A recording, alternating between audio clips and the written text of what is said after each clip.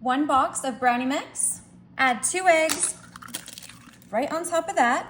We'll follow it up with 2/3 cup of oil and 1/4 cup of water. Start to mix all of that together.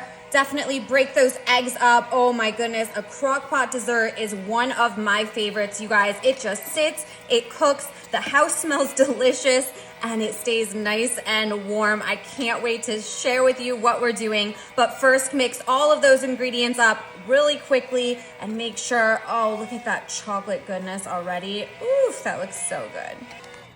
All right, that's perfect. You know, we gotta lick the batter here. Let's see. Yes, definitely perfect.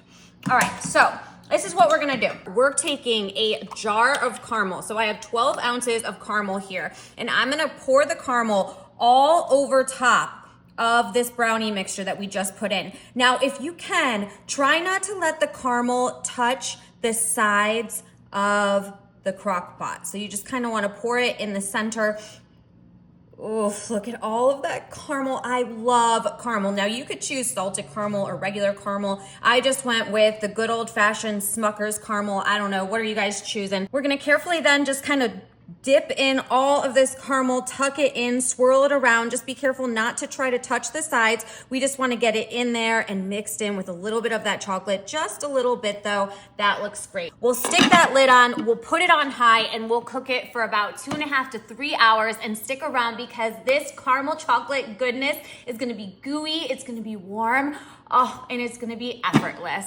I can't wait to share it with you. The moment is here and I am super excited about it. Oh my gosh, look at that chocolate goodness with the caramel. Oh my gosh, it's looking a bit hot. I can see it bubbling right in there, but look at all of that caramel right there. You know, I'm going right back here. Oh, it's moist and fluffy. Look at that. Holy cow. That is what I'm talking about. I'm not gonna have too much, sorry. I overdid it a little bit. I was gonna take just like a whopping bite. And you know what? We've got some nice moist chocolate goodness there with the caramel in the crock pot. Holy cow. I don't have any ice cream on hand, but if you put a scoop of some cold vanilla ice cream right on top of this, it would just start to melt and just melt in there. Oh my God. Next time for sure, but let's see. I know it's gonna be hot. I want a big bite with the caramel in it.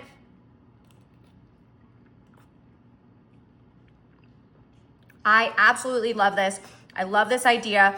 I love the fact that you can make it, it can stay warm, and what isn't better than good piece of warm chocolate cake with a drizzle of caramel all throughout it. I don't know, but you could add so many other things to this, you guys. I wanna hear all about your ideas, and I'm gonna be scarfing this down. So I'll see you guys later, and let me know what you think. Enjoy.